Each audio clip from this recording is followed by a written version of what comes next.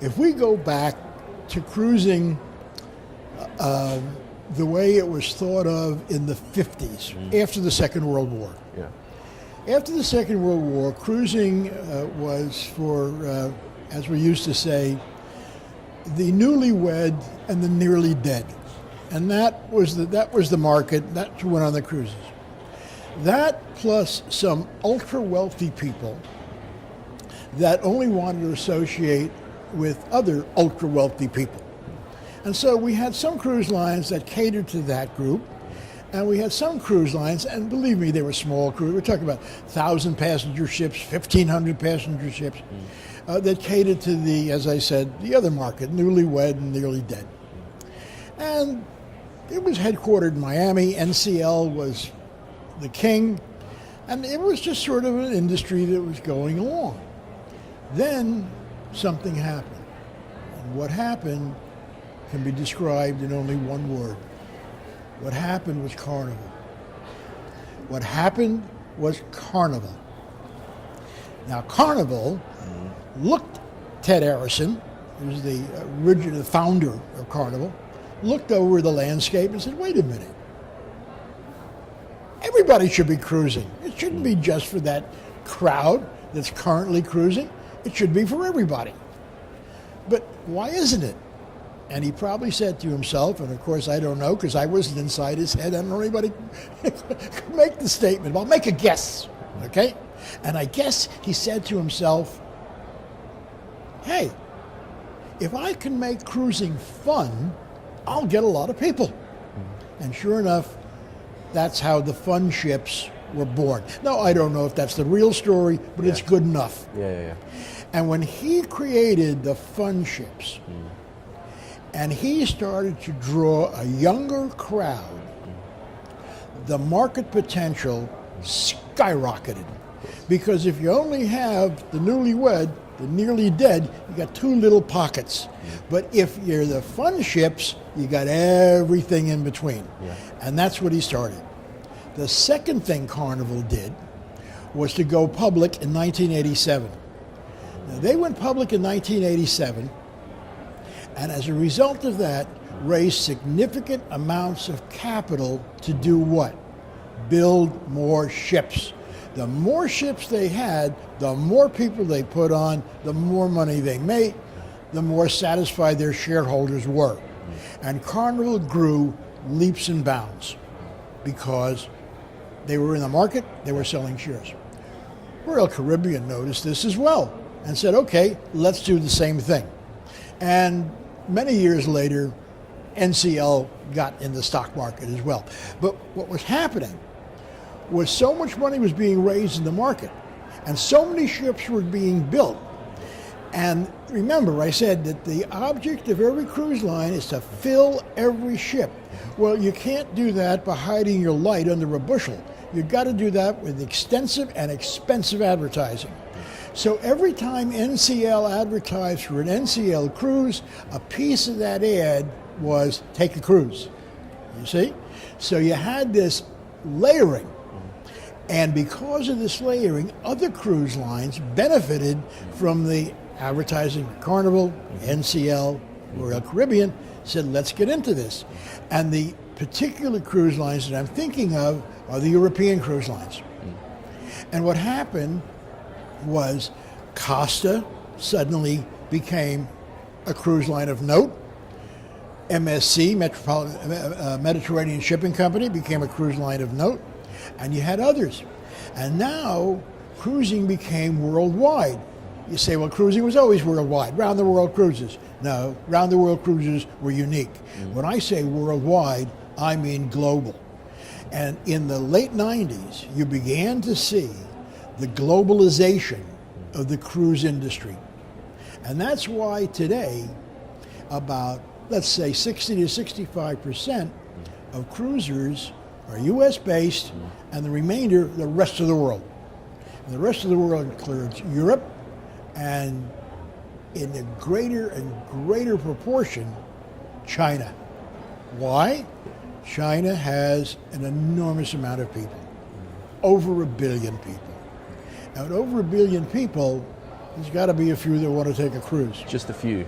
So the cruise lines set their sights on China about 5 years ago, and it now is it's a fundamental today for that part of the world. Now the Chinese market for cruises is being directed to the Chinese market.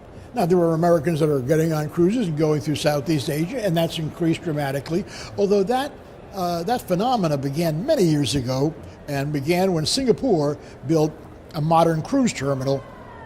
The cruise lines took advantage of it, because if you go in that part of the world, you will see things that you never thought you'd see. In 1987, I did a study for the government of Indonesia to determine if Indonesia could be a cruise destination, a cruise venue. And in the course of that study, I spent 2 months in Indonesia. The government, it's a government project, so the government gave me an airplane and a pilot and a couple of other people to support the airplane, and we flew to every single island. As you know, Indonesia is an archipelago that's 3,000 miles end to end, composed of islands. That's why it's called an archipelago. And we flew into some islands where we would fly into the island, but then we'd have to take a motorboat to the destination. Like in the case of Komodo. You've heard of the Komodo dragon? Yeah. Well, you fly into an island called Flores, and from Flores you take a motorboat, which looked like a large canoe with an outboard motor at the end, and go to Komodo, and when you go to Komodo, you experience the Komodo dragon. So Indonesia is a marvelous place, full of things that don't exist anywhere else. Problem is, there's no ports. There's no ports, and there's no real impetus to build ports. And the other problem is that the ports are so distant one from another that you really need a high-speed ship in order to have. Now, having said that, Bali is a preferred destination and is doing very well in the cruise business. But there are other places that would be equally interesting, if not more interesting, if there was a way of getting there, they had the facilities necessary, and ships went fast enough. So there's an example of something that's going to happen, because ships are getting faster and we're running out of ports. So eventually somebody's going to say, oh, wait a minute, Indonesia, yeah, unspoiled, let me see what I can do there. And I think that in 10 years, I'll put a time frame on it, 10 or 15 years, you're going to see Indonesia being another quote-unquote Caribbean. Entirely possible. It's difficult to say, because if you asked me the question 10 years ago, I'd say, yeah, there are undeveloped markets. If you ask me the question today, with the advent of China, I really don't think there are a lot of undeveloped markets that can be efficiently exploited. Yeah. A market has to be large enough to make the game worth the candle. And if it's a small market, it may be very interested in cruising, but if there aren't enough people, it's not going to. So cruise lines tend to look at markets where there's a lot of people. Glad you asked it, because this show is the essence of the business. The cruise industry is based upon relationships. The relationship, this may sound funny, the relationship of the ship, piece of iron, so to speak, with the passenger, a human. The relationship between the humans on board. The relationship between the passengers and the crew. The relationship between the cruise lines and their suppliers. This is a business of relationships. All businesses are to some extent, but this business is a business of relationships to fare thee well. Yeah. So this kind of a convention where you get FaceTime is so much better than email, Skype, telephone, et cetera, et cetera. Now there's more than one cruise shipping. There's Hamburg, Singapore. They've done it in Shanghai. They've done it in every place except Lisbon. I think Lisbon's on the list. Lisbon's on the list. Yeah, it's on the list. Yeah. So, Barcelona. So, again, the whole thing is interconnected. We talk about globalization. You can talk about secret conventions everywhere in the world. So it's really a very large phenomena.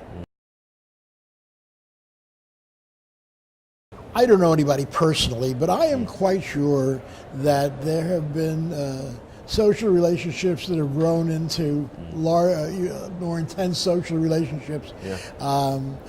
I will say personally, my son went to University of Pennsylvania, which is my alma mater, and when he got out of school, he said, "What am I going to do, Dad?" And I said, "I'm going to put you on a ship." He said, "What?" I said, "I'm going to put you on a ship as crew." And he said, Nice. "Fantastic, can't wait." So for 3 years, he traveled the world on somebody else's dime. And I mean traveled the world. After 3 years, it can't last forever. Went back, came back to the land, worked a couple of years, but he had the itch. And he wound up working for Carnival as a salesman. Is he still there? He was at Carnival for a few years. He made so much money at Carnival that he called me one day and said, "Dad, I'm retiring." I said, "Come on, you can't retire. You're hardly, you're over about 30 years old." He says, "I got a lot of money. I'm going to sell my condominium in Philadelphia. I'm going to get more money, and I'm going around the world." And for 2 years, he went around the world backpacking. He went to Europe, he went to Asia, he went to Australia. He went back and forth across the United States too many times to count. And he really just grew dramatically in that 3-year period. Today, he's still in the business, except he's in a different part of the business. He represents a company that sells insurance to cruise passengers and airline passengers. Again, he's still making money. Travel insurance. Huh? He's still making money. Still in the business. Still making money. God bless him. Yeah. So you ask the question, are relationships develop? Yeah. Of course relationships develop. There are a lot of people in the industry that have gotten married, their children are in the industry. It's a very enticing industry. I mean, it's fun. Who doesn't like fun?